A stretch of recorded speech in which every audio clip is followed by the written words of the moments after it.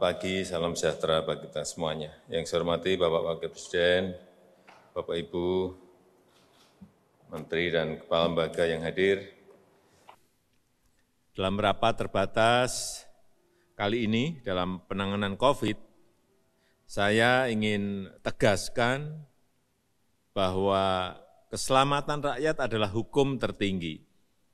Dan pada masa pandemi ini telah kita putuskan pembatasan sosial, termasuk di dalamnya adalah pembubaran kerumunan.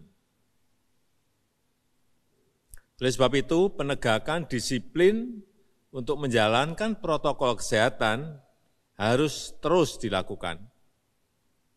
Tidak ada yang kebal virus corona.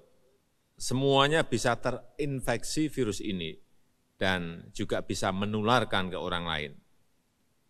Untuk itu saya minta kepada Kapolri, Panglima TNI, Ketua Satgas Penanganan COVID, untuk menindak secara tegas jika ada yang melanggar pembatasan sosial tersebut berdasarkan peraturan yang ada.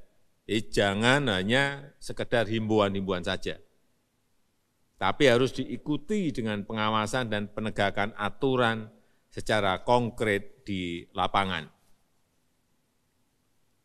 Untuk membuat pengendalian COVID menjadi berjalan efektif, dibutuhkan trust, dibutuhkan kepercayaan dari masyarakat terhadap apa yang dikerjakan oleh pemerintah. Saya juga minta pada Menteri Dalam Negeri untuk mengingatkan, kalau perlu menegur kepala daerah baik, gubernur, bupati, wali kota, untuk bisa memberikan contoh-contoh yang baik pada masyarakat. Jangan malah ikut berkerumun. Saya ingatkan bagi daerah yang telah memiliki perda penegakan disiplin protokol kesehatan agar betul-betul menjalankannya secara tegas, konsisten, dan tidak pandang bulu. Sekali lagi, tugas pemerintah adalah mengambil tindakan hukum dan ketegasan aparat dalam mendisiplinkan masyarakat terhadap protokol kesehatan adalah keharusan. Keharusan. Berdasarkan data terakhir yang saya peroleh per tanggal 15 November 2020, saya senang dengan angka-angka yang akan saya bacakan ini. Rata-rata kasus aktif COVID di Indonesia 12,82%. Angka ini jauh lebih rendah dari rata-rata kasus aktif COVID dunia yang mencapai 27,85%. Rata-rata kesembuhan COVID juga bagus, yaitu mencapai 83,92%.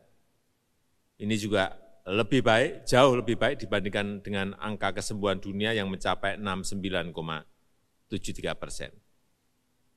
Tapi kita harus masih bekerja keras untuk menekan angka rata-rata kematian lebih rendah lagi, karena saat ini masih berada di angka 3,26%. Ini lebih tinggi sedikit dari rata-rata kematian dunia, yaitu di angka 2,43%.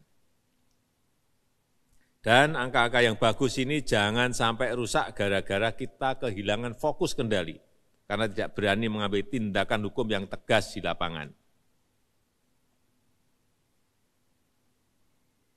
Jangan sampai apa yang telah dikerjakan oleh para dokter, para perawat, tenaga medis, para medis menjadi sia-sia.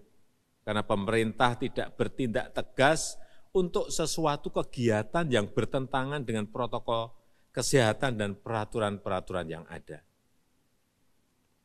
Kita harus menghargai pengorbanan para dokter, perawat, tenaga medis, para medis yang telah berminggu-minggu bahkan berbulan-bulan bekerja keras menyelamatkan pasien dan tidak bertemu keluarga. Saya di lapangan, saya tahu mengenai ini. Saya juga ingatkan kepada Ketua Gugus Tugas, Ketua Satgas Penanganan COVID untuk terus melakukan pencegahan penyebaran COVID karena anggaran pemerintah yang keluar ini sudah berjumlah triliunan rupiah. Jangan sampai kita kehilangan fokus kendali dalam penanganan COVID ini. Saya rasa itu sebagai pengantar yang bisa saya sampaikan. Terima kasih. Assalamualaikum warahmatullahi wabarakatuh.